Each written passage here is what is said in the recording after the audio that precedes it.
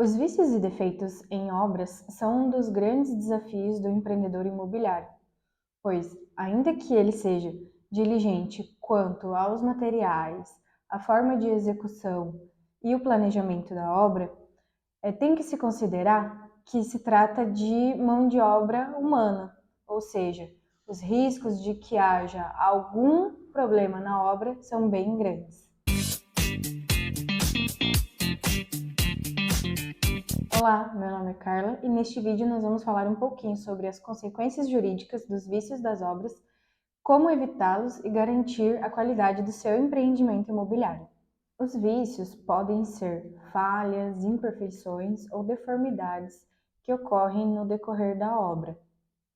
A causa deles pode ser problemas na execução da obra ou o material inadequado, o planejamento errado. E algumas vezes também pode ser que esse vício, esse defeito, ocorra de um manuseio errado por parte do usuário daquela construção, daquele imóvel. O que acontece é que nem todos esses defeitos, essas falhas, elas decorrem necessariamente de um vício construtivo. Alguns defeitos ou falhas podem vir a ocorrer em questão do decorrer do tempo, né? É a coisa natural de que os materiais vão se desgastando, ou mesmo o manuseio incorreto daquela estrutura, né? Falta de manutenção também é uma das possibilidades pelas quais ocorre um defeito na construção. No Brasil, nós temos a NBR 13752 de 96, que fixa diretrizes para os peritos em construção civil elaborarem os laudos, né, e chegarem à conclusão de onde aquele problema se originou. Então, são criados procedimentos, quesitos que o perito deve avaliar para poder chegar nessa conclusão e não ter nenhuma falha ou mesmo omissão por parte do profissional que vai realizar essa perícia. Esses vícios, eles podem ser classificados em três tipos.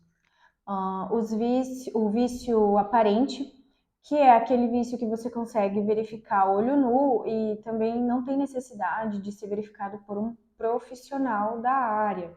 Então, esse tipo de vício, ele vai ser equiparado como uma porta sem maçaneta ou algum trincado, um revestimento descolado, algo nesse sentido mesmo, de você conseguir olhar e já identificar o problema.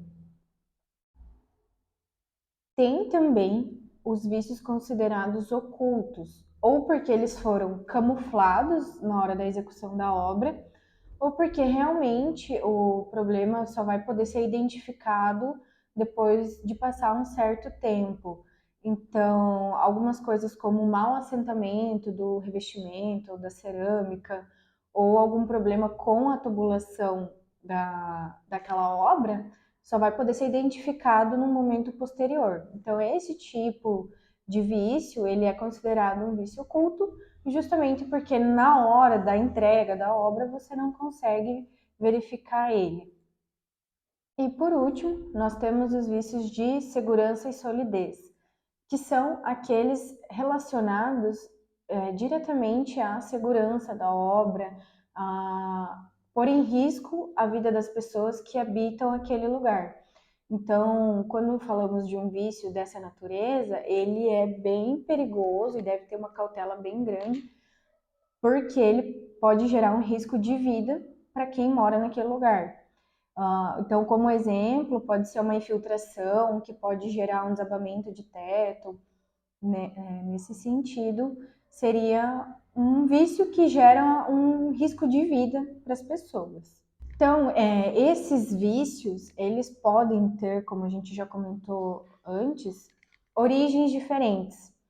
E essas origens, elas vão dizer muito sobre como vai ser o andamento, o tratamento desse vício, né, caso a gente venha a ter um processo judicial ou algum tipo de reclamação por parte da pessoa que adquiriu aquele imóvel. Então, nós temos as patologias, né, que seriam realmente os problemas, né, daquela obra. Então, nós temos a patologia endógena, que é o próprio vício construtivo, que nós acabamos de falar. Então, erro na execução da obra, ou material inadequado, enfim, né?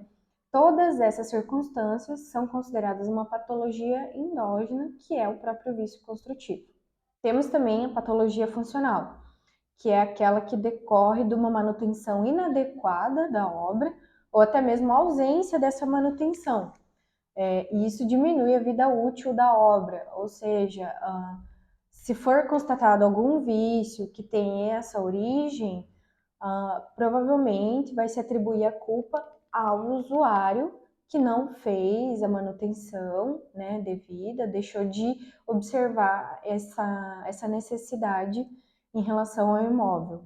A patologia natural, que é aquela decorrente, então, de causas naturais, né? Um furacão, uma tempestade muito forte, enfim, coisas, eventos da natureza que nós não temos controle sobre e que, pela sua força, né, ou pela sua intensidade, pode ser que atinjam aquela obra e gerem algum defeito, né, danifiquem, enfim, aquela construção.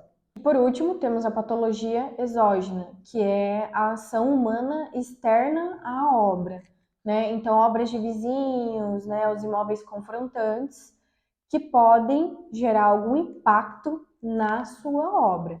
Então, do ponto de vista jurídico, esses vícios, eles podem ser reclamados junto ao judiciário, mas eles têm prazos, né, para que eles sejam solicitados, né, seja ingressada uma ação, porque as pessoas que empreendem dentro do ramo imobiliário, elas não podem ficar sujeitas à perpetuação, né, desse risco de responder por um vício em obra. Então, aqui nós vamos ter basicamente os vícios de obras regidos ou pelo Código Civil ou pelo Código de Defesa do Consumidor, dependendo da relação que vai ser estabelecida ali entre o construtor e a pessoa que está, né, adquirindo ou que solicitou a elaboração daquela obra. Então, nas relações que não são consumeristas, essa obra ela tem um prazo de garantia legal de 5 anos, contados a partir do habite da obra. Então, você vai ter ali 5 anos para constatar algum vício, né? E comprovar que esse vício foi decorrente de uma má execução de obra, utilização de um material inadequado. Tem alguma certa divergência ali no STJ, mas nos últimos anos ficou mais pacificado de que, constatado o vício, o prazo para ingressar com uma ação para realmente, né, solicitar uma indenização é de 10 anos.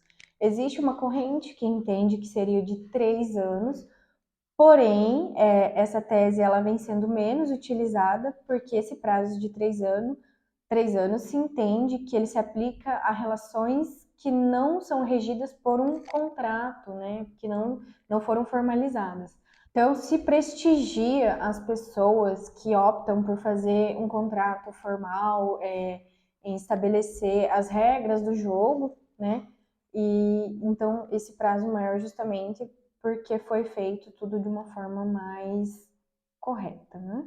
Agora, quando estamos falando de uma relação consumerista, que é o mais habitual, que é o mais comum, nós temos os defeitos, que são aqueles vícios que têm a capacidade de gerar um acidente, né?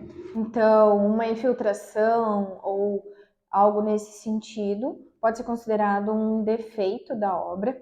E aqui nós não temos esse prazo de garantia, né, que o Código Civil ele dá para nós.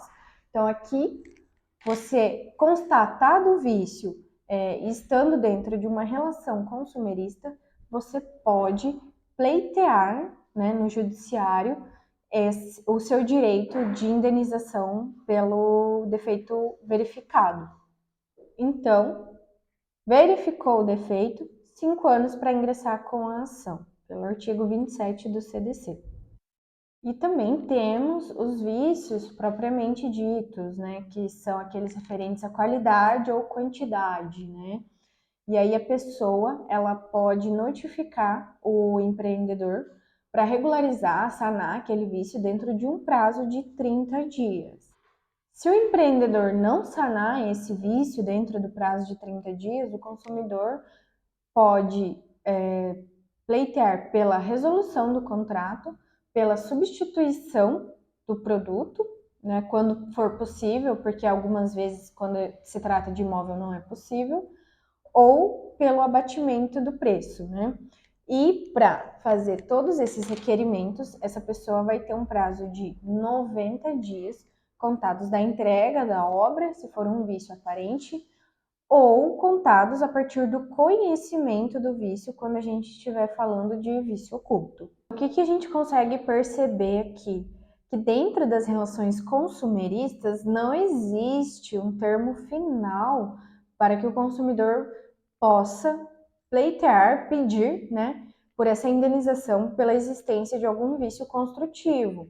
E isso não é bom para o empreendedor, para o construtor, porque não se sabe exatamente quando, né, vai cessar a sua responsabilidade pela obra que ele fez. A fim de trazer um regramento, né, para constatar a vida útil daquele material que se pleiteia pela indenização, né, pela existência do vício, e também para não ficar à mercê somente do julgamento de um juiz, que não é uma pessoa especializada na área de construção. Temos a NBR 15575 de 2013, que traz sobre a vida útil dos materiais utilizados na construção, né, dizendo ali, trazendo realmente os prazos de durabilidade daqueles materiais. Temos também a NBR 5674 de 99, que dispõe sobre normas de manutenção dos condomínios, né? Então ali ela diz como deve ser cuidado aquele edifício, aquela construção, para que de fato ele tenha a sua vida útil prolongada. E recentemente tivemos a edição da NBR 17170 de 2022, que traz alguns prazos de garantia dos materiais das obras e recomendações sobre a manutenção dos edifícios, das obras, para otimizar a vida útil deles. Então, até agora, nós vimos várias situações que o empreendedor, o incorporador, pode responder por vícios construtivos. Então, paralelo a tudo isso, é importante que se faça um trabalho preventivo dessa obra, justamente para evitar, né, ou pelo menos minimizar o risco de sofrer, de responder por ações judiciais pleiteando indenização, né? Então, é importante que antes do início da obra seja feito um trabalho preventivo, né, verificando os, os imóveis vizinhos, né, que fazem fronteira ali com o imóvel onde vai ser feita a construção, durante a execução da obra, se certificar de que de fato está sendo executada da forma correta, né, com os materiais adequados, conforme o planejamento, e também se certificar de que na entrega da obra esteja tudo correto, esteja tudo de acordo com a expectativa, tanto do empreendedor quanto do consumidor. Documentar tudo isso é muito importante. Então, esse trabalho preventivo, ele é necessário para o construtor que deseja realmente crescer, né? Que não quer se incomodar com as ações indenizatórias, que às vezes podem ser um grande calo e um grande impeditivo de crescimento realmente daquele empreendimento. A verdade é que o empreendedor não pode contar somente com a legislação. Ele precisa se prevenir de possíveis, né, acontecimentos futuros, porque a legislação ela é protetivo ao consumidor. Então, aqui é importante que o empresário entenda, compreenda e faça esse trabalho preventivo, porque esses documentos, esses laudos atestando a boa condição da obra, podem ser a diferença dentro de um processo judicial que pode ocorrer daqui a anos, né? Como a gente viu, não existe um prazo certo, final, para a pessoa pedir uma indenização por vício construtivo. Então, se você tem essa documentação, se você está resguardado, é muito mais fácil você fazer uma defesa. A chance de você não ter que responder para aquele vício, ela aumenta significativamente. Aliada a toda essa documentação que eu comentei, também é interessante e é uma prática que vem crescendo cada dia mais, que os incorporadores forneçam um manual do proprietário, que contém, né, as instruções para você manusear aquele imóvel e também instruções de manutenção. Então, a partir desses documentos, você consegue criar uma cultura de cobrança também em face do condomínio, em face dos condôminos, para que eles realizem essa manutenção. Então, por exemplo, você poderia muito bem fazer uma notificação, né, de que está chegando o prazo de fazer uma manutenção essencial para a vida útil daquela construção. Então, você se previne dessa forma, avisa aquelas pessoas que elas precisam fazer essa manutenção e aí já vai se eximindo da responsabilidade pela existência de algum vício na construção. Ou seja, todo esse cuidado, toda essa prevenção gera uma boa imagem da empresa, né? Gera uma boa reputação. E isso é muito importante para o empresário do ramo imobiliário, porque depois de uma obra vem outra, e vem mais outra, e vem mais outra, né?